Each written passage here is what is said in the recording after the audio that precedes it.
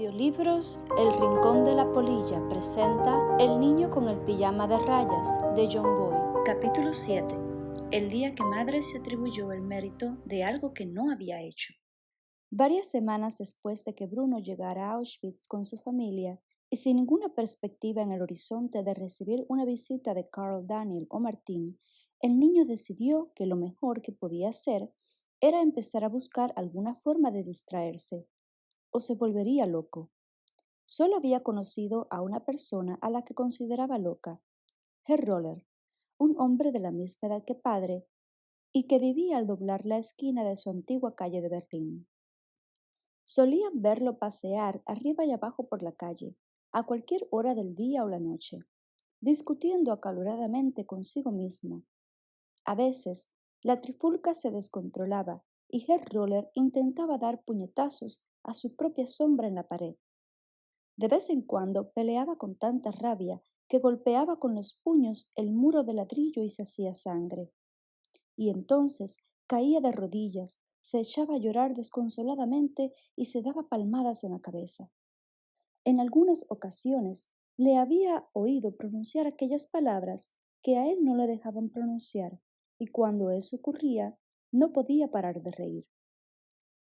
No te burles del pobre Herr Roller, le había dicho madre una tarde, después de que el niño le relatara su última aventura. No tienes ni idea de lo mal que lo ha pasado en la vida. Está loco, dijo Bruno, llevándose un dedo a la sien y descubriendo círculos mientras silbaba para indicar lo chiflado que estaba. El otro día se acercó a un gato que había en la calle y lo invitó a tomar el té. ¿Y qué dijo el gato?, preguntó Gretel, que se estaba preparando un bocadillo en la encimera de la cocina. Nada, contestó Bruno. Era un gato. Lo digo en serio, insistió madre. Franz era un joven encantador. Yo lo conocí cuando era niña. Era amable y considerado y bailaba como Fred Astaire. Pero lo hirieron de gravedad en la Gran Guerra, en la cabeza, y por eso ahora se comporta de ese modo. No tiene ninguna gracia. No tenéis ni idea de lo que tuvieron que soportar aquellos jóvenes. No podéis imaginar cuánto sufrieron. Entonces Bruno solo tenía 6 años y no estaba muy seguro de a qué se refería madre. Eso pasó hace mucho tiempo, explicó ella, cuando su hijo se lo preguntó. Antes de que tú nacieras. Franz fue uno de los jóvenes que lucharon por nosotros en las trincheras. Tu padre lo conocía muy bien, creo que sirvieron juntos. ¿Y a padre qué le pasó? No importa. La guerra no es un tema de conversación agradable. Me temo que dentro de poco pasaremos mucho tiempo hablando de ella. Aquel diálogo había tenido lugar unos 3 años antes de que la familia se mudara a Auschwitz. Y durante ese tiempo, Bruno no había pensado mucho en Herr Roller. Sin embargo, ahora tuvo la certeza de que si no hacía algo sensato, algo en lo que pudiera emplear su mente, él también acabaría paseando por las calles, peleándose consigo mismo e invitando a los gatos callejeros a reuniones sociales. Para mantenerse ocupado, Bruno dedicó toda la mañana y toda la noche de un sábado a preparar un nuevo pasatiempo. A cierta distancia de la casa, en una zona que se veía desde la habitación de Gretel, pero no desde la suya, había un roble de tronco muy grueso. Era un árbol alto, con grandes y gruesas ramas capaces de soportar el peso de un niño. El árbol parecía tan viejo que Bruno estimó que lo habían plantado a finales de la Edad Media, una época que había estudiado recientemente y que encontraba fascinante, sobre todo por los caballeros que vivían grandes aventuras en tierras lejanas y hacían interesantes descubrimientos. Solo había 2 cosas que Bruno necesitaba para su nuevo pasatiempo: unos trozos de cuerda y un neumático. Encontrar la cuerda fue fácil, pues en el sótano de la casa se almacenaban varios rollos y no le llevó mucho tiempo hacer algo tan peligroso como buscar un cuchillo afilado y cortar todos los trozos que consideró necesarios. Los llevó al roble y los dejó en el suelo para utilizarlos más adelante. El neumático ya era otra cosa. Aquella mañana en particular, ni madre ni padre estaban en casa. Ella se había marchado temprano en tren a una ciudad cercana donde pasaría el día para cambiar de aires, mientras que a él lo habían visto dirigirse hacia las cabañas que se veían desde la ventana de Bruno. Como de costumbre, había muchos camiones y jeeps militares aparcados cerca de la casa, y aunque Bruno sabía que era imposible robarles un neumático, siempre cabía la posibilidad de encontrar uno suelto en alguna parte. Cuando salió de la casa vio a Gretel hablando con el teniente Cutler y, sin mucho entusiasmo, decidió que él era la persona idónea. Cutler era el joven oficial al cual Bruno había visto el día de su llegada a Auschwitz, el que había aparecido en el piso de arriba de su casa y que lo había mirado un momento antes de saludarlo con la cabeza y seguir su camino. Bruno lo había visto varias veces desde entonces. Entraba y salía de la casa como si fuera de la familia, y además no tenía prohibido entrar en el despacho de padre. Pero no habían hablado mucho. Bruno no habría sabido explicar por qué, pero el teniente Cutler no le caía bien. Alrededor de aquel teniente había una atmósfera fría que hacía que Bruno quisiera ponerse un jersey. Sin embargo, no había nadie más a quien pedírselo, así que se armó de valor y se acercó a saludarlo. La mayoría de los días el joven oficial presentaba un aspecto muy elegante. Se paseaba con aire resuelto y daba la impresión de que le hubieran planchado el uniforme una vez puesto.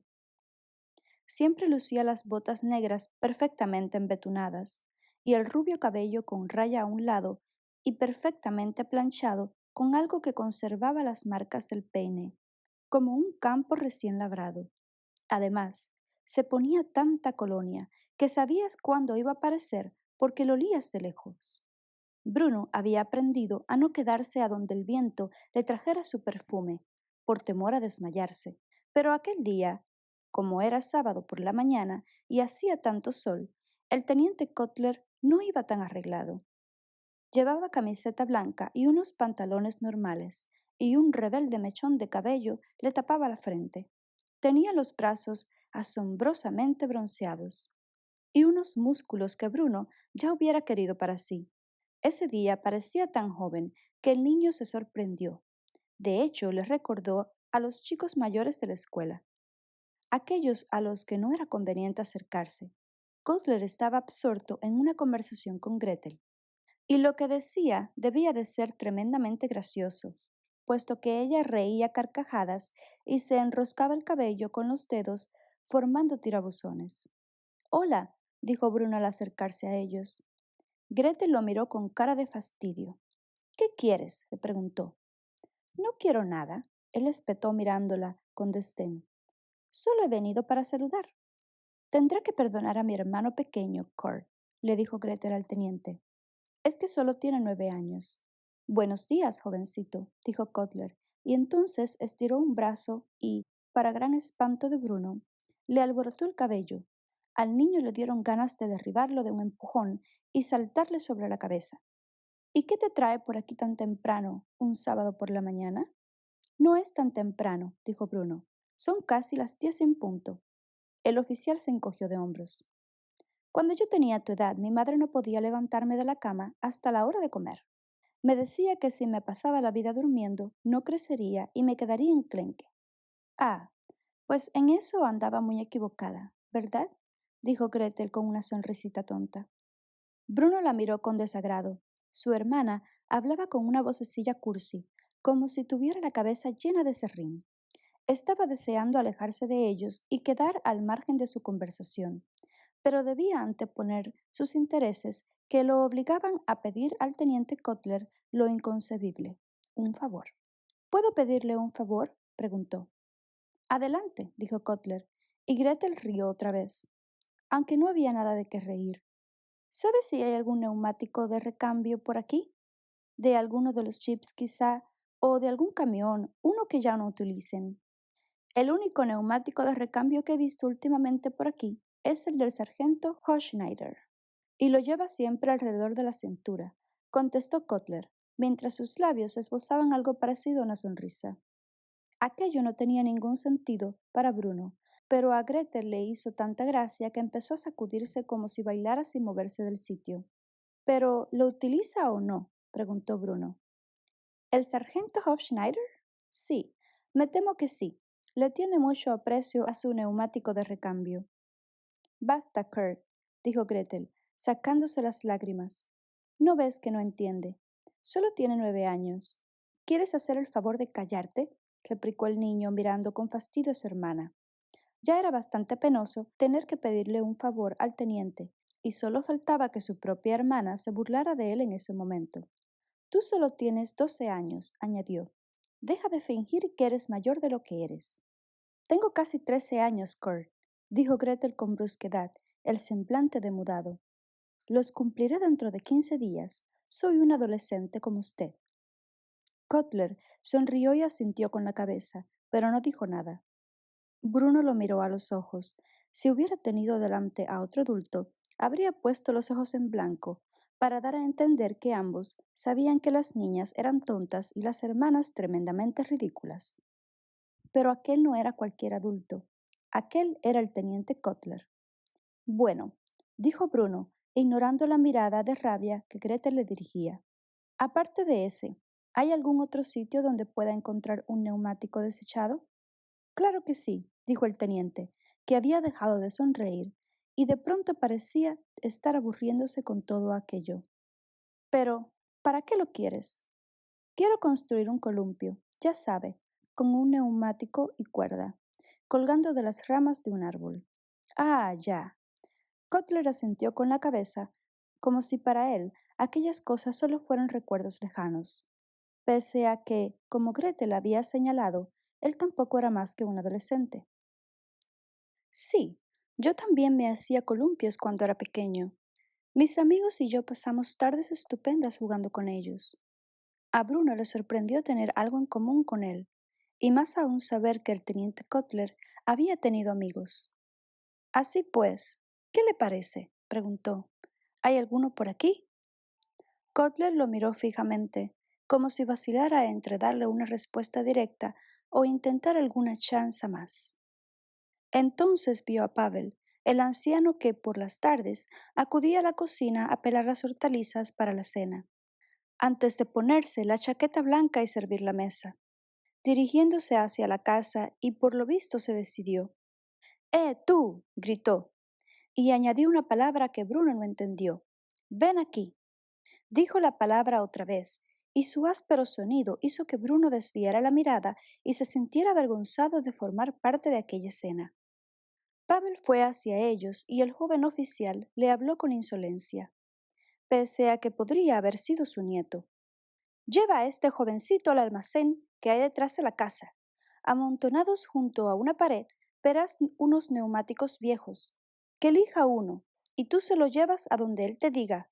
¿Has entendido? Pavel sujetó su gorra con ambas manos y asintió agachando la cabeza más aún de lo que habitualmente la agachaba. Sí, señor, respondió en voz baja, casi inaudible. Y después, cuando vuelvas a la cocina, asegúrate de que te lavas las manos antes de tocar la comida. Asqueroso. El teniente repitió aquella palabra que ya había empleado 2 veces, y al hacerlo escupía un poco. Bruno miró a Gretel, que había estado contemplando embelesada los reflejos del sol en el cabello de Kotler, pero que en ese momento parecía un poco incómoda, como su hermano. Ninguno de los dos había hablado con Pavel hasta entonces, pero era muy buen camarero y, según padre, los buenos camareros no abundan. Ya puedes irte, dijo el teniente. Pavel dio media vuelta y guió a Bruno hacia el almacén. De vez en cuando el niño miraba hacia atrás, a su hermana y al oficial, porque sentía el impulso de volver allí y llevarse a Gretel, pese a que era una pesada y una egocéntrica y la mayor parte del tiempo se mostraba cruel con él. Pero no le hacía ninguna gracia dejarla sola con un individuo como el teniente Kotler. Desde luego, no había forma de disimularlo. El teniente Kotler era sencillamente repugnante. El accidente se produjo 2 horas después de que Bruno hubiera encontrado un neumático adecuado, y Pavel lo hubiera arrastrado hasta el gran roble que se veía desde la ventana de Gretel. Bruno había trepado y bajado, trepado y bajado, trepado y bajado por el tronco, para atar bien un extremo de las cuerdas a las ramas y el otro al neumático. Hasta ese momento, toda la operación había sido un éxito rotundo. Él había construido un columpio similar en otra ocasión, aunque con la ayuda de Carl, Daniel y Martín. Ahora lo estaba haciendo solo, lo cual comportaba que la operación resultara mucho más arriesgada, y sin embargo lo consiguió. Por fin, instalado en el centro del neumático, empezó a columpiarse como si no tuviera ni una sola preocupación, sin importarle que fuera uno de los columpios más incómodos en que se había sentado jamás. Luego se tumbó boca abajo sobre el neumático y se dio impulso con los pies contra el suelo. Cada vez que el neumático se balanceaba hacia atrás, Bruno alcanzaba a tocar el tronco de un árbol con un pie, lo que le permitía impulsarse para elevarse más rápido y más alto. Aquello funcionó muy bien hasta que, de pronto, resbaló del neumático justo cuando intentaba darse un nuevo impulso y cayó de bruces al suelo, produciendo un ruido sordo. Todo se volvió negro, pero al punto recuperó la visión y se incorporó. En ese momento el neumático oscilaba hacia atrás y golpeó la cabeza. El niño soltó un grito y se apartó de su trayectoria. Cuando por fin logró ponerse de pie, le dolía mucho un brazo y una pierna, pues había caído sobre ellos, aunque no creía que los tuviera rotos. Se miró la mano y la vio cubierta de arañazos, y en el codo se había hecho un buen rasguño. La pierna le dolía más que el brazo, y cuando se miró la rodilla, que asomaba justo por debajo de sus pantalones cortos, vio un ancho corte que parecía estar esperando a que Bruno lo descubriera, pues en ese instante la herida empezó a sangrar profusamente. Vaya, exclamó Bruno, y se preguntó qué debía hacer. Pero no tuvo que preguntárselo mucho rato, ya que el roble donde había construido el columpio estaba en el mismo lado de la casa de la cocina, y Pavel, que se encontraba junto a la ventana pelando patatas, había visto el accidente. Cuando el niño levantó de nuevo la cabeza, vio a Pavel corriendo hacia él, y entonces se sintió lo bastante seguro para abandonarse a la sensación de mareo que lo embargaba. Estuvo a punto de caerse, pero esta vez no llegó a tocar el suelo porque Pavel lo sujetó. No entiendo qué ha pasado, balbució. No parecía peligroso. Te elevabas demasiado, dijo Pavel en voz baja. Te he visto. Estaba pensando que en cualquier momento te harías daño. Y me lo he hecho, dijo Bruno. Sí, eso parece. Pavel lo llevó en brazos por el jardín hacia la casa. Entró en la cocina y lo sentó en una silla. ¿Dónde está madre?, preguntó Bruno mirando alrededor, en busca de la primera persona a la que siempre recurría cuando tenía un problema. Me temo que tu madre todavía no ha regresado, dijo Pavel, que se había arrodillado delante de Bruno para examinarle la rodilla. Solo estoy yo. Entonces, ¿qué va a suceder? Le entró un poco de miedo, una emoción que quizás le provocaría el llanto. Podría morir desangrado. Pavel rió un poco y negó con la cabeza. No vas a morir desangrado, le aseguró. Acercó un taburete y puso la pierna de Bruno encima. No te muevas. Ahí hay un botiquín.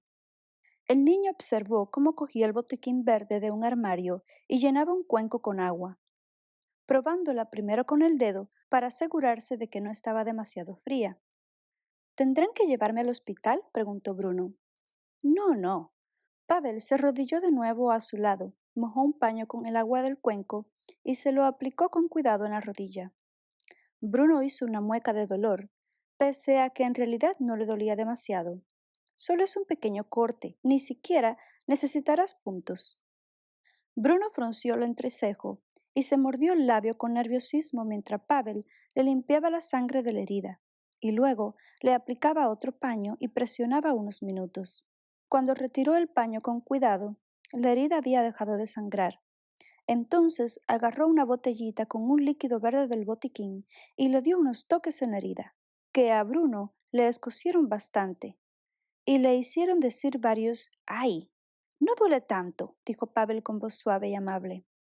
Si piensas que duele más de lo que en realidad duele, es peor. Bruno se dijo que aquello tenía sentido y se controló para no soltar otro ¡ay! Cuando Pavel hubo terminado de aplicarle el líquido verde, buscó un apósito en el botiquín y le cubrió la herida. Listo, dijo. Así está mejor, ¿no? Bruno sintió con la cabeza, avergonzándose un poco por no haber demostrado todo el valor que le habría gustado. Gracias, dijo. De nada, repuso Pavel. Ahora tienes que quedarte aquí sentado unos minutos. Dentro de un rato podrás volver a andar, ¿de acuerdo? Deja que la herida descanse. Y será mejor que hoy no vuelvas a subirte al columpio. Bruno sintió y mantuvo la pierna estirada encima del taburete, mientras Pavel iba al fregadero y se lavaba concienzudamente las manos, frotándose incluso debajo de las uñas con un cepillo, antes de secárselas y volver a las patatas. ¿Le contarás a madre lo que ha pasado?, preguntó Bruno, que llevaba unos minutos cuestionándose si lo considerarían un héroe por haber sufrido un accidente o un granuja por haber construido un artilugio peligroso. Creo que lo verá ella misma, contestó Pavel. Llevó las zanahorias a la mesa, se sentó frente a Bruno y se puso a pelarlas encima de un periódico viejo. Sí, supongo que sí. A lo mejor quiere llevarme al médico. No lo creo, dijo Pavel en voz baja. Eso nunca se sabe, repuso Bruno, que no quería que le quitaran importancia a su accidente. Al fin y al cabo era lo más emocionante que le había pasado desde su llegada. Podría ser peor de lo que parece. No lo es, repuso Pavel, que prestaba toda su atención a las zanahorias. ¿Y usted cómo lo sabe?, se apresuró a preguntar Bruno, un poco molesto pese a que aquel hombre lo había levantado del suelo, llevado a la casa y curado la herida. Usted no es médico. Pavel dejó de pelar las zanahorias un momento y lo miró sin levantar la cabeza, como si estuviera pensando qué replicar. Entonces suspiró y dijo, sí lo soy. Bruno se quedó mirándolo sorprendido. Aquello no tenía ninguna lógica. Pero si usted es camarero, dijo despacio, y pela las hortalizas para la cena, ¿cómo puede ser también médico? Mira, joven, repuso Pavel, y Bruno agradeció que tuviera la delicadeza de llamarlo joven en lugar de jovencito, como había hecho el teniente Kotler. Te aseguro que soy médico. Que uno contempla el cielo por la noche no lo convierte en astrónomo, ¿sabes? Bruno no tenía ni idea de qué quería decir con eso, pero sus palabras hicieron que lo observara atentamente por primera vez. Era un hombre menudo y delgado, con largos dedos y facciones angulosas. Era mayor que padre, pero más joven que el abuelo, lo cual significaba que era bastante anciano, y aunque Bruno nunca lo había visto antes de llegar a Auschwitz, su cara tenía algo que le hizo pensar que en el pasado había llevado barba, pero ya no la llevaba. Pues no lo entiendo, dijo Bruno, tratando de llegar al fondo del asunto. Si es médico, ¿por qué trabaja de camarero? ¿Por qué no está en un hospital? Pavel vaciló largamente antes de contestar, y mientras lo hacía, Bruno no dijo nada. No sabía por qué, pero tenía la impresión de que lo educado era esperar hasta que Pavel decidiese hablar. Antes de venir aquí practicaba la medicina, dijo al final. ¿Practicaba?, repitió Bruno, que no estaba familiarizado con aquella expresión. ¿Qué pasaba? ¿No lo hacía bien? Pavel sonrió. Sí, lo hacía muy bien. Verás, siempre quise ser médico, desde que era muy pequeño, desde que tenía tu edad. Yo quiero ser explorador, dijo rápidamente Bruno. Te deseo suerte. Gracias. ¿Ya has descubierto algo? En nuestra casa de Berlín se podía explorar mucho, recordó Bruno. Pero, claro, era una casa muy grande. No se imagina cuánto de grande. Y había muchos sitios para explorar. Aquí es diferente. Aquí nada es igual, coincidió Pavel. ¿Usted lleva mucho tiempo en Auschwitz? Pavel dejó la zanahoria y el pelador en la mesa y reflexionó. Creo que siempre he estado aquí, dijo con un hilo de voz. ¿Se crió aquí? No, negó con la cabeza. No me crié aquí. Pero se acaba de decir. Antes de que Bruno terminase la frase, se oyó la voz de madre afuera. Pavel se puso en pie de un brinco y volvió al fregadero con las zanahorias. El pelador y el periódico lleno de pieles le dio la espalda a Bruno y agachó la cabeza y no volvió a hablar. ¿Se puede saber qué te ha pasado?, preguntó madre, cuando llegó a la cocina y se inclinó para examinar el apósito que cubría la herida de Bruno. He construido un columpio y me caí de él, explicó el niño. Entonces el columpio me golpeó la cabeza y casi me desmayo. Pero Pavel me trajo aquí, me curó y me puso un apósito. Aunque me escocía mucho, no he llorado, ni una sola lágrima. ¿Verdad que no, Pavel? Pavel se volvió ligeramente hacia ellos, pero no levantó la cabeza. Le he limpiado la herida, dijo el anciano con voz queda, sin contestar a la pregunta del niño. No hay nada que temer. Ve a tu habitación, Bruno, dijo madre, que parecía muy turbada. Es que... No discutas, ve a tu habitación. Bruno bajó de la silla, y al cargar el peso sobre la que había decidido llamar su pierna mala, le dolió un poco. A continuación, salió de la cocina, pero mientras iba hacia la escalera, oyó a madre dar las gracias a Pavel. Y se alegró porque parecía evidente que, de no ser por él, habría muerto desangrado. Antes de subir al piso de arriba, oyó otra cosa, y aquello fue lo último que madre le dijo al camarero, que afirmaba ser médico. Si el comandante pregunta algo, diremos que yo curé la herida de Bruno. Al niño le pareció terriblemente egoísta que madre se atribuyera el mérito de algo que no había hecho.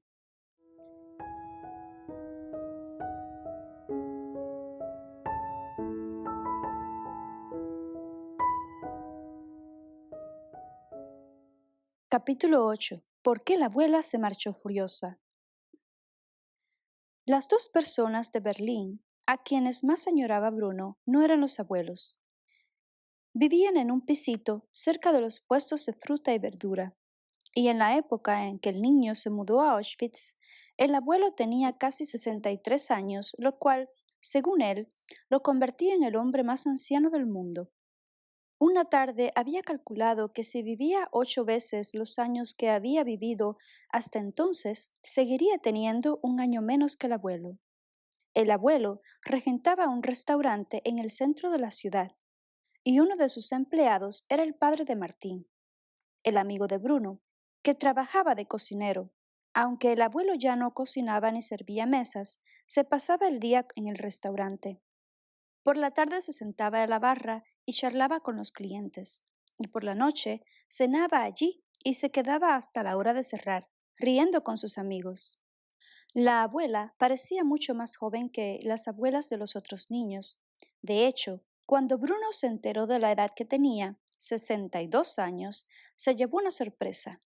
Ella había conocido al abuelo cuando era joven, después de unos conciertos, y éste le había convencido para que se casara con él, pese a todos sus defectos.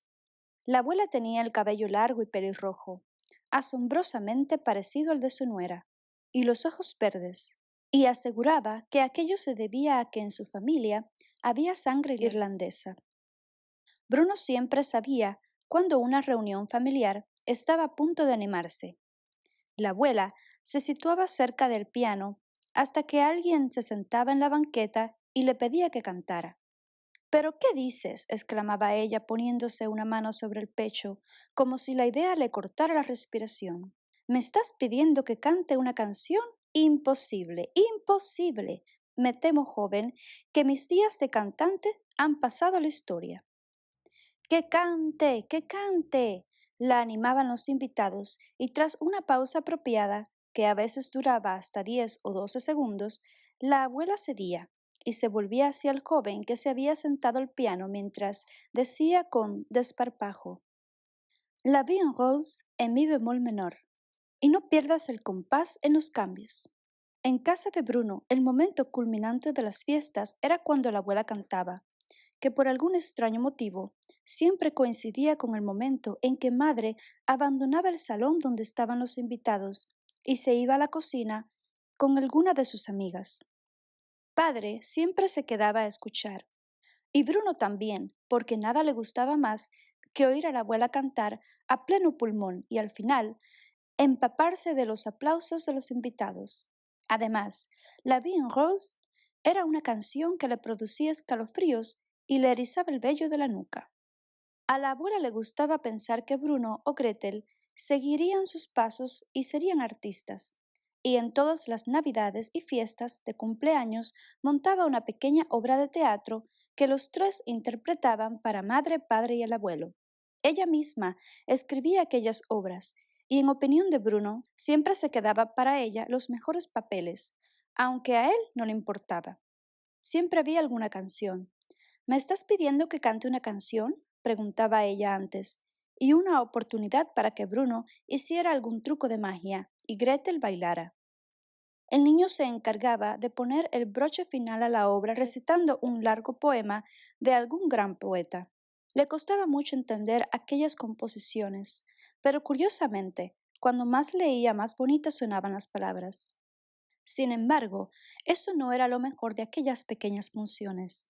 Lo mejor era que la abuela hacía disfraces para Bruno y Gretel. Fuera cual fuese el papel, aunque el de Bruno resultara muy pequeño comparado con el de su hermana o su abuela. Él siempre se disfrazaba de príncipe o de jaque árabe, y en una ocasión hasta de gladiador romano. Había unas coronas, y cuando no había coronas había lanzas, y cuando no había lanzas había látigos o turbantes.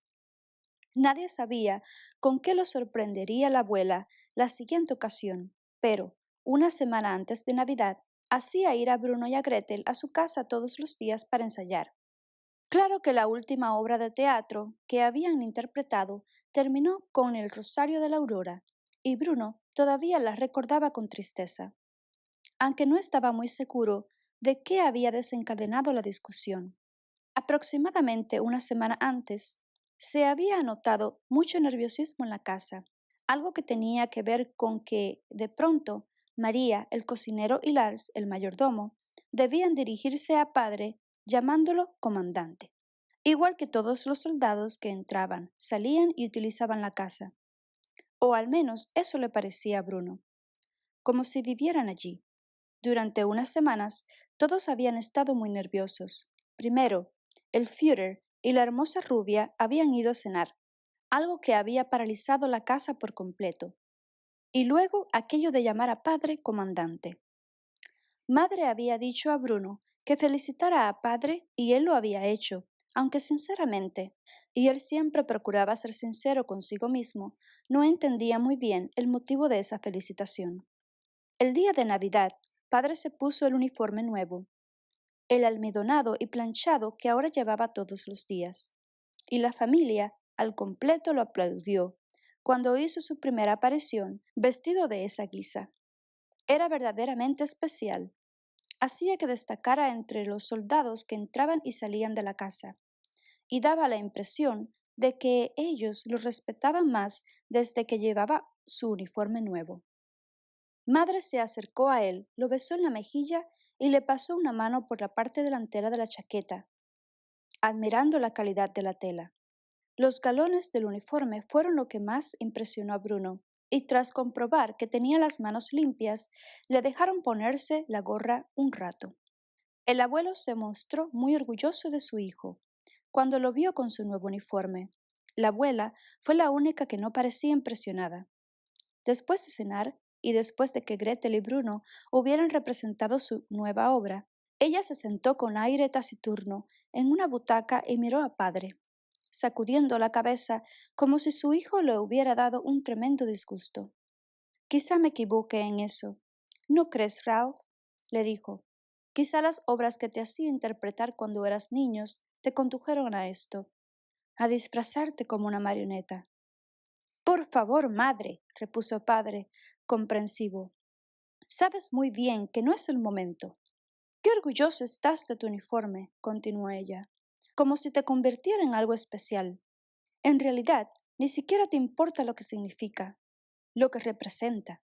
Natalie, antes ya hemos hablado de esto, intervino el abuelo. Aunque todos sabían que cuando la abuela tenía algo que decir, lo decía, por muy importuno que resultara. Antes has hablado tú, Matías, precisó la abuela. Yo no era más que la pared vacía a la que dirigías tus palabras, como siempre. Estamos en una celebración familiar, madre, dijo padre exhalando un suspiro. Es Navidad, tengamos la fiesta en paz. Me acuerdo de cuando empezó la Gran Guerra. comentó el abuelo con orgullo, contemplando el fuego y moviendo la cabeza. Recuerdo el día que llegaste a casa y nos anunciaste que te habías alistado. Yo estaba seguro de que te pasaría algo. Sí que le pasó algo, Matías, insistió la abuela. Y si no, échale un vistazo. Y mírate ahora, continuó el abuelo, haciendo caso omiso de su esposa. Me enorgullece verte ascendido a un cargo de tanta responsabilidad. Ver cómo ayudas a tu país a recuperar su orgullo después de las grandes injusticias que se han cometido contra él, los innumerables castigos. Pero, ¿tú te estás oyendo? Exclamó la abuela. ¿Cuál de vosotros dos es el más necio? Natalie, terció madre para serenar los ánimos. ¿No crees que Ralph está muy guapo con su nuevo uniforme? ¿Guapo? Repitió la abuela, inclinándose hacia adelante y mirando a su nuera como si ésta hubiera perdido el juicio. ¿Has dicho guapo? ¡Qué ingenua eres! ¿Crees que eso es lo que importa? ¿Estar guapo? ¿Y yo? ¿Estoy guapo con mi disfraz de presentador? Preguntó Bruno, porque eso era lo que llevaba aquella noche en la fiesta, el traje rojo y negro de un presentador de circo. Y estaba encantado con él. Sin embargo, lamentó inmediatamente haber hablado, porque todos los adultos lo miraron a él y a Gretel como si hubieran olvidado por completo que se encontraban allí. Niños, arriba, dijo rápidamente madre. Subid a vuestras habitaciones. ¿Por qué? Protestó Gretel. ¿No podemos jugar aquí abajo? No, niños, insistió ella. Subid a vuestras habitaciones y cerrad la puerta. En fin, eso es lo único que os interesa a los soldados, continuó la abuela, sin prestar atención a los niños. Estar guapo con vuestros elegantes uniformes, disfrazaros y hacer esas espantosas cosas que hacéis. Me dais vergüenza, pero no te culpo a ti, Ralph, sino a mí misma. Niños, subid ahora mismo, los apremió madre, dando palmadas, y ellos no tuvieron más remedio que obedecer. Pero en lugar de ir derechos a sus habitaciones, se sentaron en el relleno de la escalera y trataron de oír lo que decían los adultos abajo. Sin embargo, las voces de madre y padre llegaban muy amortiguadas. La del abuelo no se oía, y la abuela arrastraba mucho las palabras y apenas las entendía. Al final, pasado unos minutos, la puerta del salón se abrió de golpe, y Gretel y Bruno subieron rápidamente unos escalones mientras la abuela cogía su abrigo del perchero del recibidor. ¡Vergüenza! Gritó antes de marcharse. ¡Que mi propio hijo sea un patriota! Gritó padre, que quizá no había aprendido la norma de que uno no debe interrumpir a su madre cuando habla. Eso, un patriota, replicó ella. Mira qué gente viene a cenar a esta casa. Me dan ganas de vomitar. Y cuando te veo con ese uniforme, me dan ganas de arrancarme los ojos, añadió antes de marcharse furiosa y cerrar con un portazo. Bruno no había visto mucho a la abuela desde aquel día, y ni siquiera había tenido ocasión de despedirse de ella antes de viajar a Auschwitz, pero la echaba tanto de menos que decidió escribirle una carta. Un buen día, tomó papel y pluma, se sentó y le contó lo desgraciado que se sentía allí y cuánto deseaba volver a su hogar en Berlín. Le habló de la casa y el jardín y el banco con la placa y la alta alambrada con los postes de madera y los rollos de alambre de espino y el árido terreno que había detrás de las cabañas y los pequeños edificios y las columnas de humo y los soldados. Pero sobre todo le habló de la gente que vivía allí y de sus pijamas de raya y sus gorras de rayas y por último le dijo cuánto le echaba de menos y firmó así: tu nieto que te quiere, Bruno. Fin de la tercera parte. Gracias por haber escuchado otro programa más en el Rincón de la Polilla. Si te ha gustado este video, te invito a que te suscribas y nos regales tu generoso like. También, si deseas apoyar un poco más, puedes hacer cualquier donativo que desees sin ningún compromiso, utilizando el link de PayPal que está en la descripción. Así apoyas el canal para que te dedique muchos más audiolibros. Hasta la próxima.